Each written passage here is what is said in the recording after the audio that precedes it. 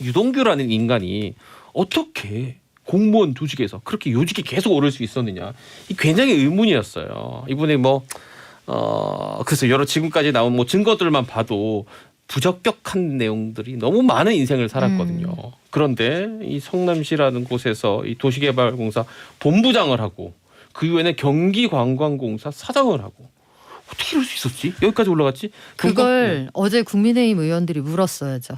그러니까요. 이 부분이. 이런 결격 사유가 있음에도 불구하고 측근이 아니라고 하는 그분이 어떻게 그 자리에 올라갈 수 있었느냐고 물었어야 어제 국감이 볼만했을 텐데 그런 면에서 작품성도 없고 흥행성도 없었던 거예요. 우리가 궁금한 건 그래서 여당이든 야당이든 새로운 후보가 꾸려갈 대한민국의 모습이잖아요. 네, 미래가 중요하죠. 그런데 대선은 정말 미래지향적인 선거거든요. 그 지방선거나 국회의원 선거 같으면 네가 우리 동네에서 그동안 뭐 해줬지 뭐 했었지 해서 재선이 되는 경우가 많아요. 근데 대선만큼은 앞으로 어떤 나라를 만들어가겠다는 그 철학을 보고 투표를 하는 건데 모르겠습니다. 지금 우리는 아직도 2014년 15년 대장동에서 한 걸음도 전진한 것 같지가 않아요. 이제 이게 시사특공대. 자, 첫 번째 주제도를 한번 만나보겠습니다. 오늘 난 감사드렸어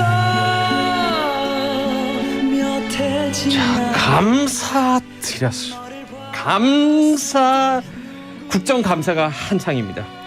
민주당 대선 주자인 이재명 후보가 어제는 경기도지사 자격으로 행안위 국정감사에 참석했죠. 내일은 국토위 또 출석합니다. 자, 첫 번째 주제입니다. 국감 출석 위기인가요? 기회인가요?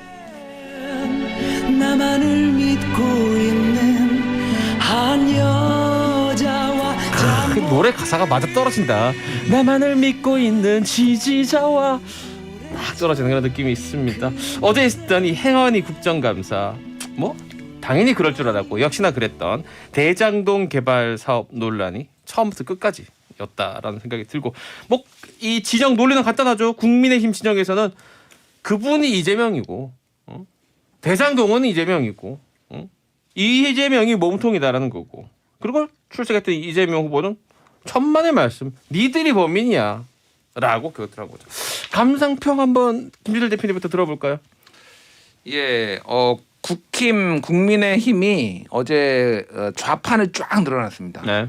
이 좌판에는 한 가지 물건만 파는 게 아니라 온갖 물건을 다 팔잖아요. 네. 예를 들면은 정신병원 강제 정신병원 강제 입원 여배우 스캔들 변호사비 대납 음주 이력 형수 욕설 대장동 조폭 관련 의혹까지. 네. 안 판된 게 하나도 없다.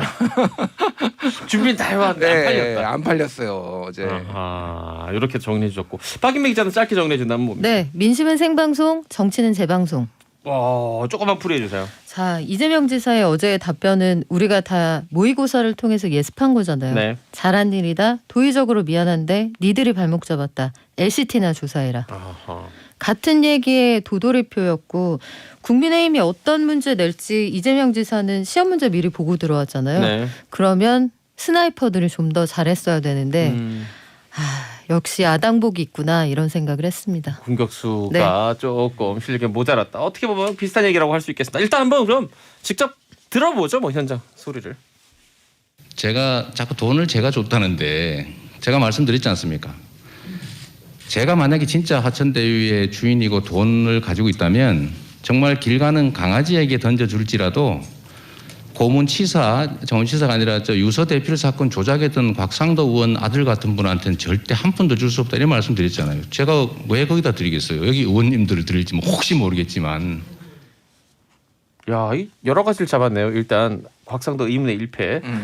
내 개한테 주면 좋지 곽상도 아들한테는 안 준다. 그리고 마지막에 흘리듯이 말한 거. 여기는 의원들한테는 줬을지 모르겠지만 이것도 저는 인상 깊었습니다. 1타 3피였죠. 곽상도 의원, 국민의힘 그리고 길 가는 강아지 한 번에 3명을 때렸습니다. 예. 그렇습니다. 그리고 여기 지금 중간에 지금 들은 이 음성에는 없었지만은 김부선 씨 목소리도 국정감사장에 낭낭하게 울려 퍼졌습니다. 대한민국 헌정사상 이 여배우의 목소리가 국정감사장에 울려 퍼진 적이 있는지 없는지 잘 모르겠어요. 많지는 않을 겁니다. 있다 해도 아마 섬이거나 없었거나 제 기억으로는 없는 것 같은데. 좀 인상적이었던 장면 박연미 기자 있습니까? 일단 이재명 지사가 면책 특권 뒤에 숨지 마라라고 했죠. 그리고 할 말 있으면 국감장이나 회기 중에 국회에서 나와서 기자회견해라. 어제도 그 얘기 한 번 더 했는데 신작 잘 봤습니다. 이런 얘기도 나왔고요. 김용판 국민의힘 의원이 조폭한테 이재명 지사가 20억 받았다 이런 의혹을 제기하니까 나온 발언인데요. 어제도 그 야당의 한 방이 없기도 했지만 이재명 지사의 그 좀 가다듬어지지 않은 애티튜드 이런 것들은 보기에 따라서 좀 불편할 수도 있었겠다는 생각이 들어요. 지금은 여당의 대선 후보로 이제 확실하게 자리매김을 해야 되는 시점이면 약간 좀 중도층을 겨냥해서라도 덜 공격적으로 해도 좋았을 텐데 앞서 말씀하신 그 지나가던 멍멍이 발언 이런 것들이나 아니면 그 의원들에 대한 어떤 그 조소 이런 느낌을 주는 것들은 그러니까 심각한 건 심각하게 가벼운 건 가볍게 다루는 게 토론을 하지 않게 하는 기술이라고 생각이 되는데 어제도 보면은 여러 가지 그 비유나 이런 게 과하다 싶은 게 좀 있었어요. 그리고 국민의힘의 경우에는 김도읍 의원이나 김용판 의원이 현금 따발 사진 이런 거는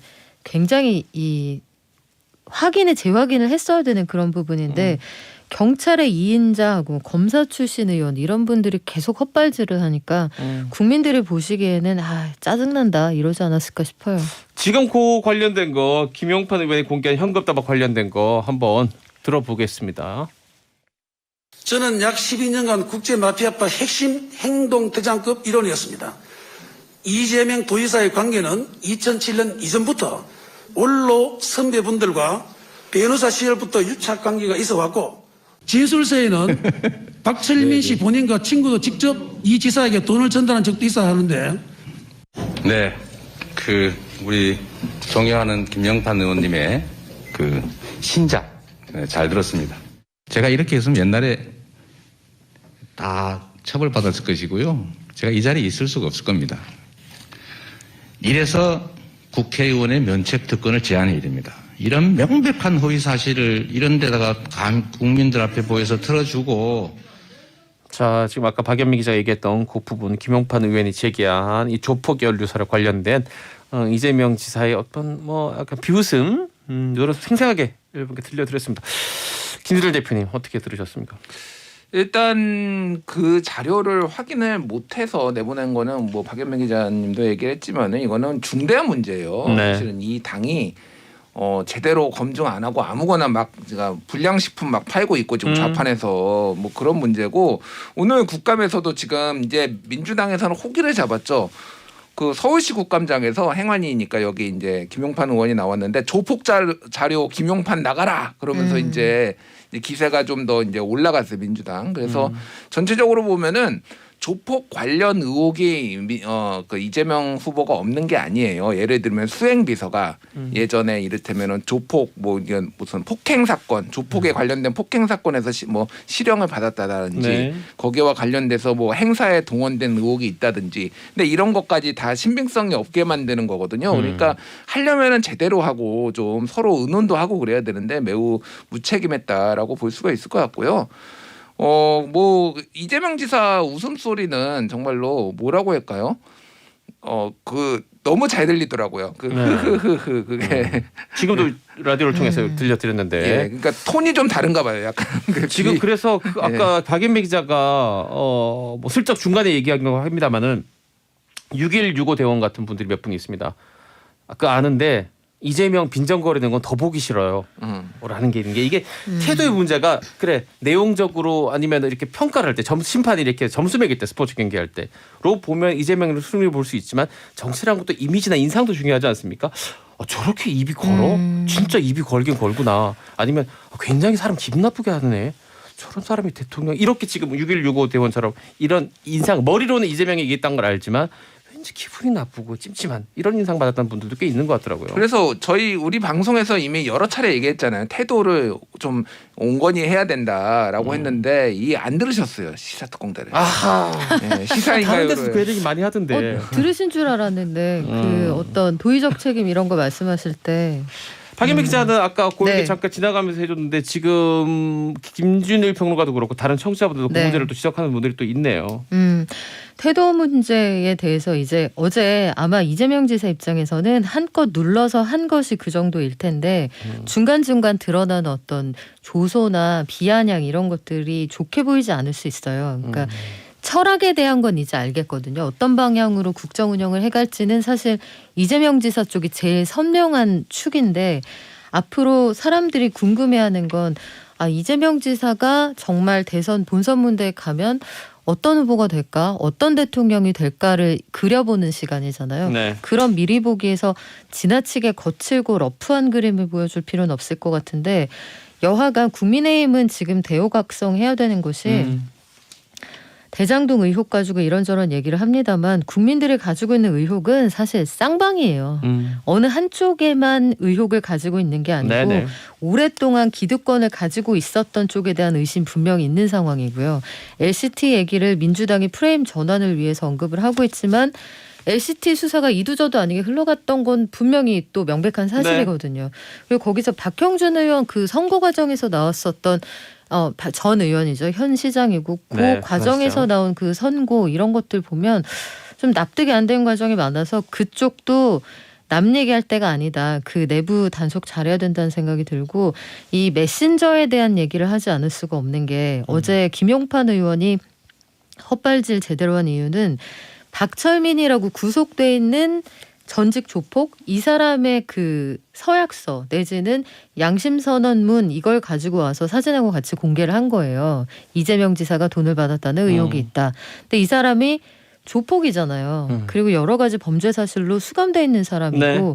그런데 이 사람 말만 믿고 현직 경기지사 그리고 여당 대선 후보를 공격하려는 시도 자체가 이 과정이 너무 허술했던 데다가 오늘 되게 이 국민의힘을 참 부끄럽게 하는 증언들이 나왔는데 경찰청에 대한 국정감사 진행되고 있잖아요. 네. 여기에서 일단 박철민이라는 이 증인이라고 내세웠던 사람이 국제마피아가 아니다. 파가 다르다. 행동대장 아니다. 네. 그러니까 관리하고 있는 국제마피아 연루자가 몇 명이나 됩니까? 물어봤더니 40명 정도 되는데 그 사람은 행동대장급 아니고 국제마피아랑 관련 없습니다. 라는 얘기가 나왔어요. 그래서 경찰청 2인자 출신의 그 야당 스나이퍼가 가져오기에는 너무너무 초라한 이야기였다. 이런 결론을 내렸습니다. 적어도 어제 이 돈다발과 그 돈다발 관련된 진술에 대해서는 정말 실소를 금할 수 없는 네. 그 웃음소리에 대해서 그런 분들도 많습니다. 저 정도 웃으면 많이 참은 거지. 쌍욕 안 한 게 어디냐라고 또 최규환 씨 또 이렇게 얘기를 해줬고 그다음에 웃음소리는 그냥 허탈한 정도의 웃음 아닌가요?라는 또 분도 있고 뭐 또 지지하신 분들은 당연히 또 다른 의미로 또 받아들이는 것도 당연합니다. 그런 것도 또 다 소개해드리겠습니다. 왜냐하면 이런 문자들도 올라오거든요. 2730대 몰아가지 마세요 PD님이라고. 안 몰았어요. 이렇게 소개해드립니다. 여러분. 여기로 간다 싶으면 절로 가고 절로 간다 싶으면 여기로 가고 잘 제가 운전을 하고 있으니까 승차감 기분 좋게 타고 계시면 됩니다.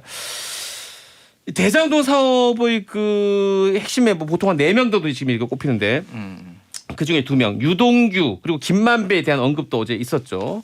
예. 이재명 지사가. 그래서 유동규 씨하고는 확실히 이제 다시 한번 선을 긋고 사과는 했습니다. 관리 책임자로서 이거를 관리를 못한 거는 책임을 했는데 인사권자로서 깊이 사과드린다라고 했지만은 유동규 씨가 이제 일탈한 것에 대해서 강하게 질타를 했고요. 김만배 씨는 잘 모르는 사람이다라고 또 했습니다. 그러니까 어느 정도 이제 선긋기를 지금 하고 있다라고 보시면 될 것 같아요. 그래요. 둘에 대한 그 온도차 거리도 다르다고 얘기한 것 같아요. 그렇죠. 지금 12월 9일까지 경기도지사직이 가능하긴 합니다. 법적으로는 사퇴 중간에 이제 언제쯤 할 걸로 보이세요? 이건 예상이긴 합니다만은. 11월 5일. 11월 5일에 그 야당 대통령 후보 지명이 되잖아요. 그때 그러면 딱 이제 참을 확 끼얹어야죠. 컨벤션 효과 가져오려면. 그러면 그때 이제 이 출마의 변 이런 거 얘기하면서 그날 내려놓지 않겠어요? 그 전에 저는 내려놓을 것 같아요. 10월 중에. 그보다 좀 예, 앞에. 10월 중에 내려놓을 것 같고요.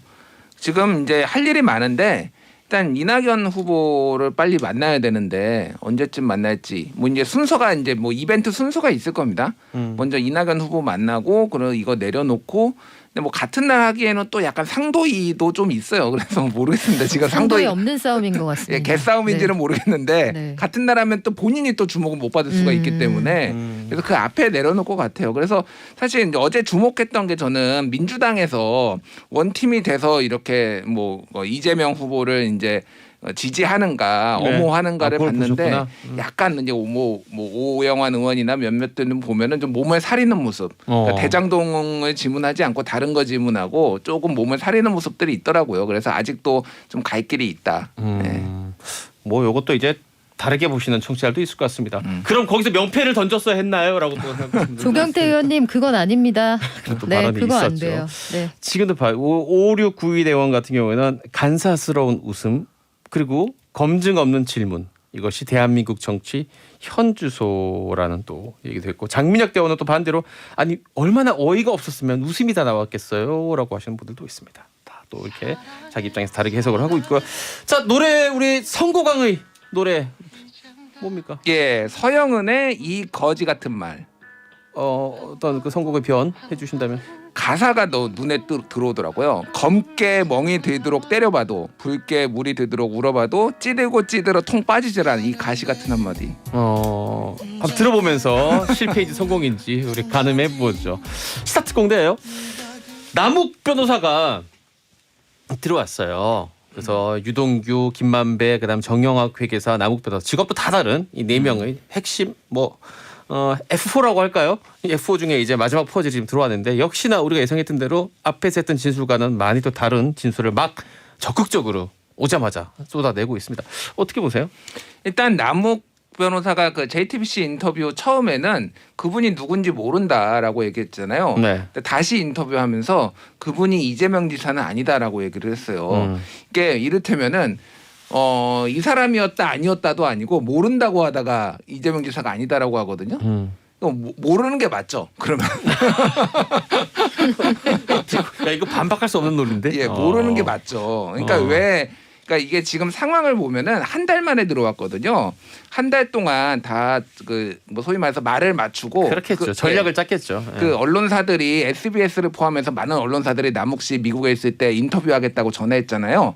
그때 남욱 씨가 내가 누구하고 아직 통화를 못했다. 인터뷰 아직 못하겠다. 이렇게 얘기를 했어요. 그게 이제 뭐 이를테면은 정민용 변호사 본인이 소개해가지고 그 성남도시개발공사에 들어간 뭐 이런 사람들하고 그러니까 이미 한 달 동안 본인한테 유리한 방향으로 할 것들에 대해서 말을 다 맞추고 인터뷰도 그런 내용으로 했는데 그게 좀 수정할 내용이 있으니까 국내에 들어와서 다시 수정하고 요런 상황으로 보시면 될 것 같고 각자 그러니까 지금 각자 자기한테 유리한 주장만 하고 있거든요. 이를테면은 김만배는 저기 정영학은 동업자 저승사자다 이런 얘기하면서 이건 정영학이 다 한 거다 그러고 뭐 서로 이제 얘가 범인이에요 맞아요, 이러고 맞아요. 있으니까 말을 볼 게 아니라 돈을 찾아야 돼요 지금 돈 계좌 추적을 해가지고 지금 찾아내는 거 그게 중요해요. 그 얘기 이제 돈을 봐야 된다고 이 박연미 기자가 벌써 한참 전에 그렇죠 거의 한 달 전에 이 네. 시간에 했던 기억이 나는데 남북 변호사까지 들어와서 어쨌든 이제 수사기관에서 4명의 의심명 F4 4명을 다 확보한 상태긴 합니다.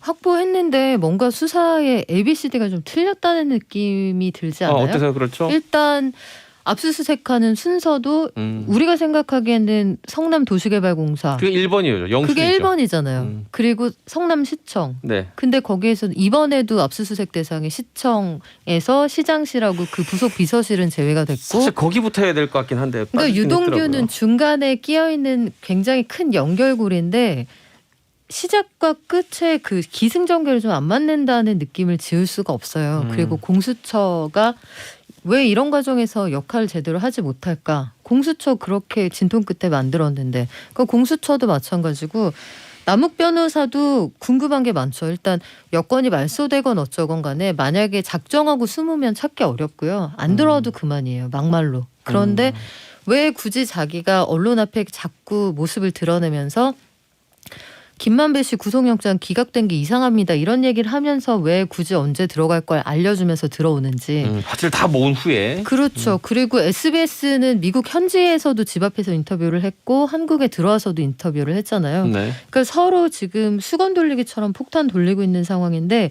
편 먹고 서로 이제 저쪽이 잘못했다 이쪽이 잘못했다 하고 있는 와중에 정치권의 지금 국감 분위기가 저는 이 그림이 참 답답한 게 국민들이 가려워하는 데를 긁어주려면 국민의힘은 어제 그 질문을 던졌어야 돼요. 여러 가지로 재방송이 되고 있는 잘한 일이었고 뭐 환수를 많이 했고 이 얘기 이전에 그렇다면 그렇게 부동산 경기가 안 좋은 그때 왜 그 모든 어려움을 무릅쓰고 그 사업을 진행했었어야만 했느냐라고 물었어야죠. 당시의 당위성. 당시의 당위성. 지금 당시 기준으로 봐야 된다고 계속 이재명 지사가 마크를 하면 그러면 그렇게 부동산 경기가 어려움에도 불구하고 왜 그렇게 무리한 방식을 끌어와서라도 그때 그 일을 했어야만 했느냐. 여기에 대한 답을 이재명 지사가 가지고 있을 테고 혹은 없을 테고 여기에 대한 질문을 듣고 이게 납득이 되면 여기서 얘기를 풀어가는 거고 납득이 안 되면 그 다음 주자가 그걸 가지고 파고들면 얘기가 되는 건데 이게 국민의힘은 어제도 말씀을 드렸지만 사실관계 확인도 제대로 안 된 데다가 기승전결의 큰 스토리라인을 전혀 짜지 못한 채로 어제 그 큰 드라마에 들어갔거든요. 근데 어제 상황을 보면 사활적 이해관계가 걸린 건 이재명 지사 쪽이에요. 그러면 이쪽은 모의고사를 한 500번씩 풀어가지고 왔을 거라고요. 네. 근데 국민의힘은 여기에서 시동만 걸다가 끝나거나 아니면 딴소리하거나 사실관계 틀려버리면 이거 앞뒤가 안 맞는 거고 남욱 변호사가 이제 이런 얘기 하겠죠.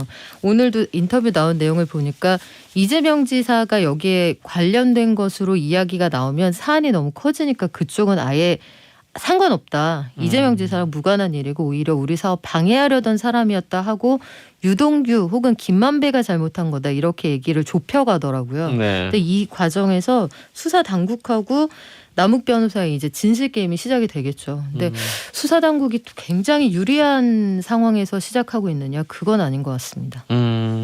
자 이제 사람을 확보했다 하더라도 이렇게 다 다른 얘기를 하는 걸 잘 수사를 할 수 있을까가 굉장히 많은 평론가들이 회의적으로 보는데 어떻게 김준일 대표는 어떻게 봅니까? 수사를 잘할 수 있을까 없을까를 묻기 전에 수사할 의지가 있는지를 지금 검찰한테 물어봐야 될 것 같아요. 의지 자체가. 예, 왜냐하면은 저번에도 말씀드렸지만은 이 지금 검찰총장을 비롯한 간부들의 임기가 문재인 정부에서 절반, 차기 대통령에서 절반이거든요. 그럼 누가 대통령이 될지 아직 모르는 상황에서 어디에 지금 수사를 했다가 무슨 일에 당할지 모른다. 그러니까 민기적되고 있다가 대통령이 엄정 수사하라고 하니까 3시간 반 만에 김만배 구속영장 쳤다가 영장 실질심사에서 떨어지면서 거기서 저희가 판사님 녹취록을 들려드리겠습니다 하려다가 제지당하고 이런 망신이죠, 사실. 개망신을 당하는 이런 상황이에요. 그러니까 아까 성남시청 압수수색도 검찰총장은 9월 28일에 압수수색 성남시 하라고 얘기를 했는데 보름 후에 했거든요. 그럼 왜 이렇게 되고 있느냐. 그러니까 지금 검찰이 굉장히 하기 싫어한다. 굉장히 하기 싫어하는 상황이라서 그러니까 거기에다가 지금 뭐 이런 계좌 추적이나 이런 것도 잘 안 된다라고 하면 이게 민기적 상당히 오래 갈 것 같다. 네. 진짜 지금 우리 김준일 대표가 지적한 건 정말 의지가 있느냐 하는 부분을 지적을 했습니다. 근데 왠지 열심히 안 하려고 하는 것 같다 하는 보기에는 돈의 흐름이 이제 밝혀지면 제일 좋긴 한데 매우 어려운 일인데다가 그래서 저는 또 하나 그 다음 차선책이 그럼 출세의 경로를 보자라고 생각을 했었거든요. 네. 그래서 유동규라는 인간이 어떻게 공무원 조직에서 그렇게 요직이 계속 오를 수 있었느냐. 이 굉장히 의문이었어요. 이분이 그래서 여러 지금까지 나온 증거들만 봐도 부적격한 내용들이 너무 많은 인생을 살았거든요. 그런데 이 성남시라는 곳에서 이 도시개발공사 본부장을 하고 그 이후에는 경기관광공사 사장을 하고 어떻게 이럴 수 있었지? 여기까지 올라갔지? 그걸 어제 국민의힘 의원들이 물었어야죠. 그러니까요. 이 부분이. 이런 결격 사유가 있음에도 불구하고 측근이 아니라고 하는 그분이 어떻게 그 자리에 올라갈 수 있었느냐고 물었어야 어제 국감이 볼만했을 텐데 그런 면에서 작품성도 없고 흥행성도 없었던 거예요. 그러니까 유동규라는 사람이 측근이냐 아니냐가 뭐 그 단어가 중요한 게 아니라 그 사람을 거기까지 밀어올린 힘이 무엇이냐. 네. 왜 그 사람이 사장이 있음에도 불구하고 실권을 행사하고 대행으로. 사실상 사장이 나가 떨어지게끔 할 수 있었느냐. 이 과정을 물었어야 하는데 어제는 변축만 울리다가 끝난 그런 자리였고 오늘도 아니 내일도 이제 뭐 그다지 새로운 소식이 들어오지는 않을 것 같습니다. 뭐 박연미 기자도 회사 다녀 본 경험도 있고 김준일 대표 네. 회사 경영해 본 경험이 있고 저도 20년 넘게 회사를 다녔지만 이런 인간이 그런 자리까지 실력으로 출세하는 것은 저는 불가능하다라는 결론을 마음속으로는 갖고 있습니다. 아부도 실력입니다. 아 그렇다면 좀 얘기 다르죠. 아부를 아주 잘했나. 어쨌든 그 흐름을 근데 일단 입사를 해야 아부를 할 거 아니에요. 그러니까 입사할 때 우리가 원하는 그 모집 요강이 있잖아요. 그 모집 요강이 이 사람의 자격 기준에 맞지 않는데 모집 요강을 바꿔서 뽑아준 셈이잖아요. 이 입사 사람이 과정이. 경기도라는 대한민국에서 가장 큰 지자체의 관광 사업을 총괄하는 경기관광공사 사장감인가? 어떻게 여기까지 올라갔지 의무심은 상식으로 드는 거죠. 근데 그 얘기는 어제 하더라고. 이재명 지사가 가까운 사람인 건 맞다. 나도 속았다. 배신감 느낀다. 유동규는 오염됐다고 했어요. 배신감을 느낀다고 했고 김만배는 잘 모른다. 한 번 만났고 인터뷰에서 내가 전화번호만 그 저장해서 가지고 있다라고 했는데 이제 차후에 이거는 뭐 수사기관이 밝힐 내용이고 우리가 궁금한 건 그래서 여당이든 야당이든 새로운 후보가 꾸려갈 대한민국의 모습이잖아요. 네, 미래가 중요하죠. 그런데 대선은 정말 미래지향적인 선거거든요. 그 지방선거나 국회의원 선거 같으면 네가 우리 동네에서 그동안 뭐 해줬지, 뭐 했었지 해서 재선이 되는 경우가 많아요. 근데 대선만큼은 앞으로 어떤 나라를 만들어가겠다는 그 철학을 보고 투표를 하는 건데 모르겠습니다. 지금 우리는 아직도 2014년, 15년 대장동에서 한 걸음도 전진한 것 같지가 않아요. 그래요. 지금 더불어민주당에서 이제 이재명 후보로 정해졌고 이제 야당이 국민의힘 쪽에서 후보를 지금 4명 중에서 고르고 있고 어쨌든 이 5명 다른 당도 또 있고 무소속도 있을 테니까 함부로 얘기할 수는 없겠지만 대략 대통령이 될 확률이 이 5명은 매우 높다. 네. 지금 뭐 이렇게 정도까지 정리할 수 있는데 박연미 기자는 그들이 내세우는 비전이 그렇게 우리에게 밝은 미래를 보여주는 것 같지는 않다라는 얘기를 정리하신 것 같아요. 원희룡 후보가 그중 한 명입니다. 왜냐하면 제가 왜 원희룡이라는 이름을 꺼냈느냐. 이 대장동 관련해서 본인이 일타 강사라는 얘기 자꾸 하고 다녀가지고 김준일 대표는 어떻게 보십니까? 원희룡 후보가 일단 그 제주지사를 했기 때문에 이런 사업에 대해서 뭐 잘 아는 건 사실인데요. 전체적으로 제가 일타 강사 저도 약간 대장동 일타 강사라고 얘기 많이 들어서 약간 본인이 김준일이가 그래서 저를 밀어내고 본인이 원희룡 후보가 일타 강사가 돼서 살짝 서운했고요. 근데 이제 제가 들어봤어요. 그래서 몇 개 들어봤더니 주로 말씀하시는 게 이재명 지사가 이거를 몰랐을 리가 없다. 이 이재명 개입설에 대해서 이 뭔가 많은 설명을 하더라고요. 사실 저는 조금 뭐 설득력이 조금 떨어졌습니다. 허점이 있다. 허점이 있다. 일타까지는 아니다. 진영 논리에 좀 충실한 일타 강사였다. 제가 보기에는. 알겠습니다. 일타 강사가 뭐의 준말인지 다들 아세요? 일타 강사 무슨 뜻이냐면 1등 스타 강사의 준말입니다. 아 진짜요? 네, 별거 아니에요. 처음으로 때린 한 방에 간다? 아니에요. 예. 1등 스타 강사 중 1타 강사예요. 그러니까 과목당 하나씩 있는 거죠. 대장동은 내가 1등이다 이거였는데 아니라고 지금 생각한다고. 박연미 기자 보면 시장에 난무하더라고요. 스스로 일타임을 자임하는. 저는 시사계의 한 8타 강사입니다. 작년까지 9타였는데 좀 올라왔어요. 8타로. 네. 자, 두 번째 주제로 자연스럽게 넘어가 볼까요? 어깨를 툭 치며 우린 남자가 됐어. 자, 어깨를 툭 치며 우린 남자가 됐어. 지난 금요일 국민의힘 경선 후보 윤석열 전 총장이 홍준표 의원과 맞수 토론이 끝난 뒤의 풍경입니다. 홍준표 의원이 어깨를 툭 치면서 뭐라고 한마디 한 것 같은데 이걸 보고 사람들이 에이 이게 선배한테 무례하네라는 또 그런 얘기를 하고 논란에 휩싸였습니다. 두 번째 주제입니다. 무례함인가요? 친근함인가요? 별처럼 빛나는 자, 영상 김준일 대표님 보셨습니까? 예.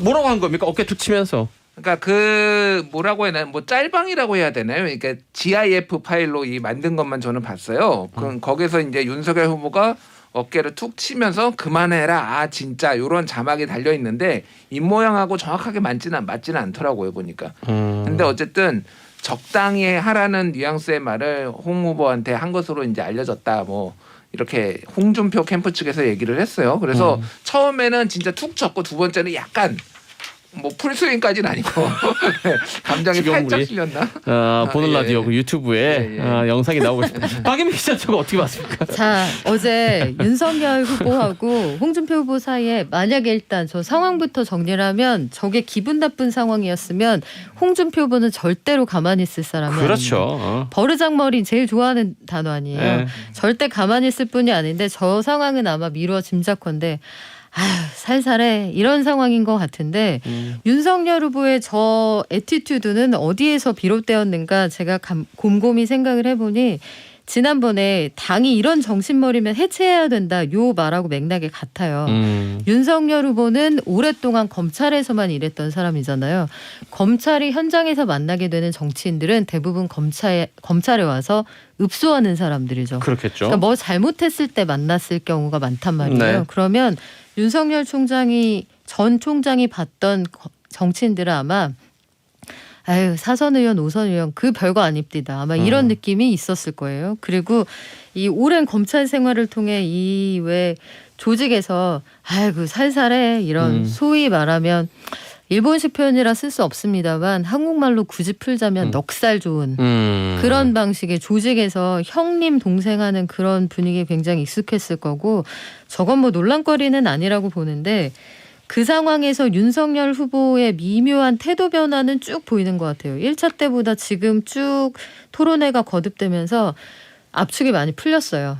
그 집 파일이 상당 부분 풀려서 지금 알집에서 폴더 하나씩 톡톡 빠져나가고 있는 이런 느낌이 드는데 지금 토론회 아직 한참 남았거든요. 1대1 토론까지.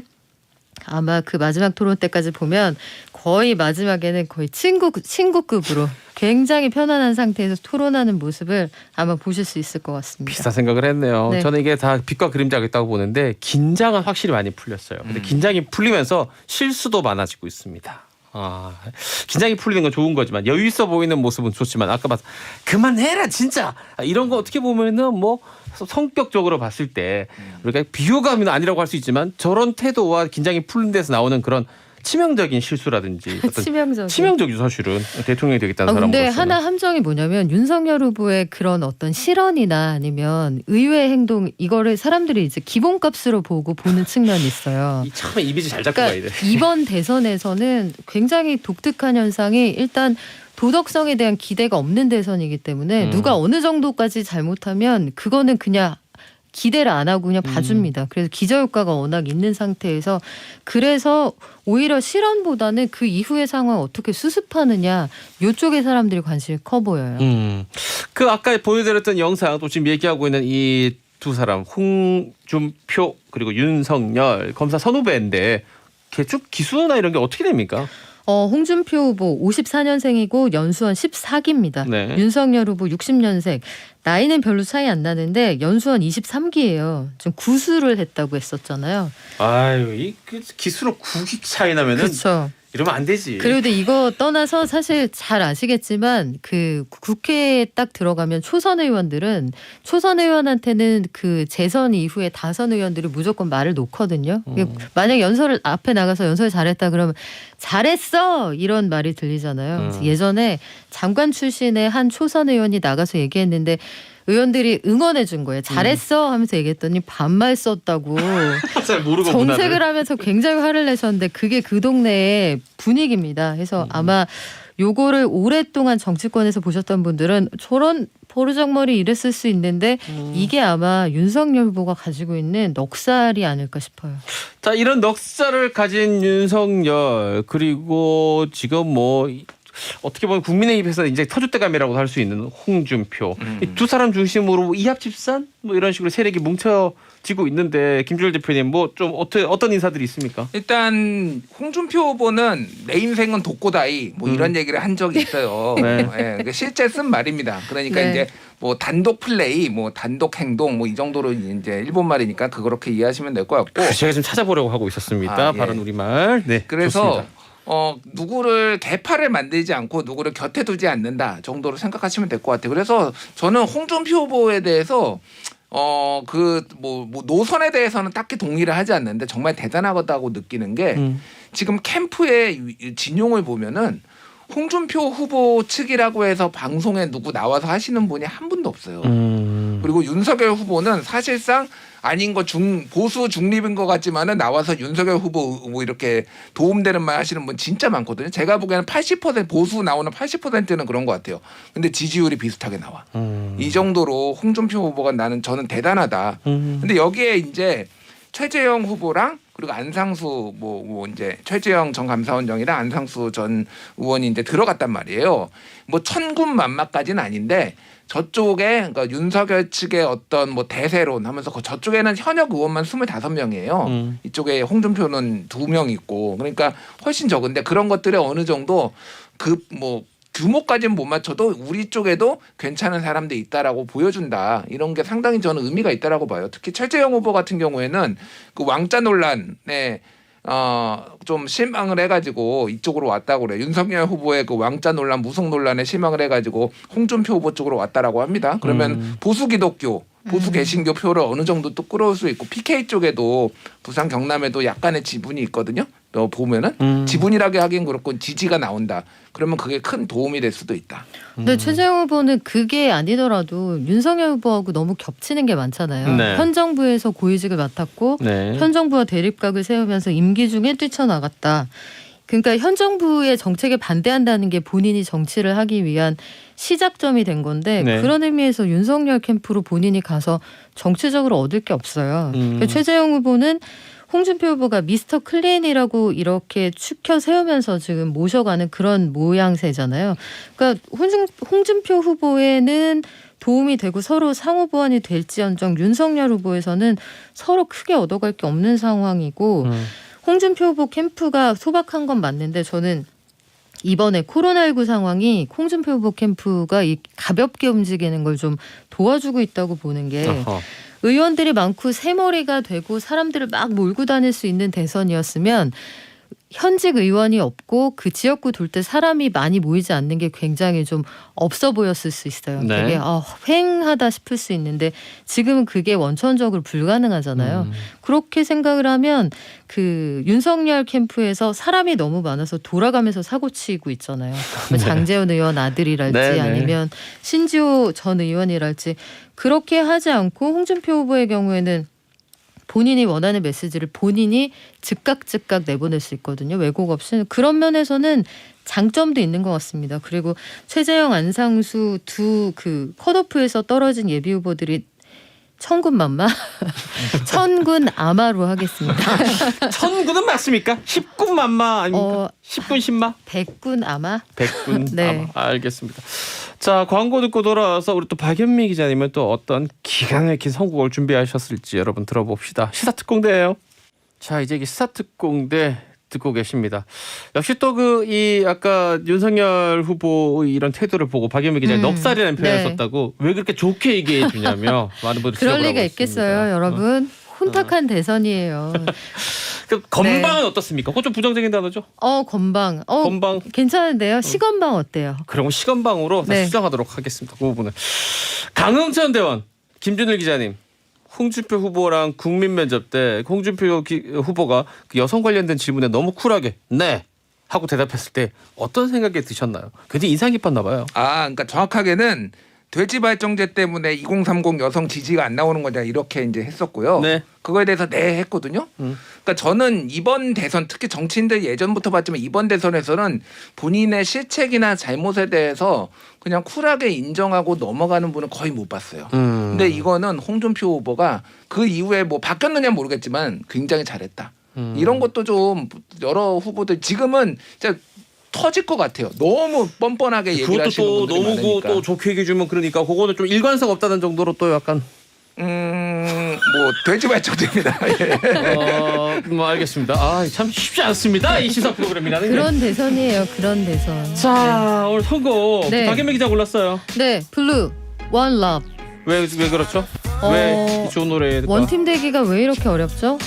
이낙연 전 예비 후보가 직을 내려놓았잖아요. 후보직을. 그렇다면 이낙연을 지지하던 15% 정도 되는 지지율 가운데 적어도 10%까지 아니더라도 반이라도 왔다면 지금의 여론조사 결과는 안 나왔을 텐데 지금 여당 후보 정해지고 나서 컨벤션 효과가 전혀 없어요. 정당하고 후보 지지율 다 떨어졌거든요. 원 러브 어려운 건가요? 좋습니다. 블루. 오랜만에 블루 노래 듣고 싶었던 거 아닙니까? 아 맞습니다. 두 분 다음 주에 뵙도록 하겠습니다. 고맙습니다. 고맙습니다. One love.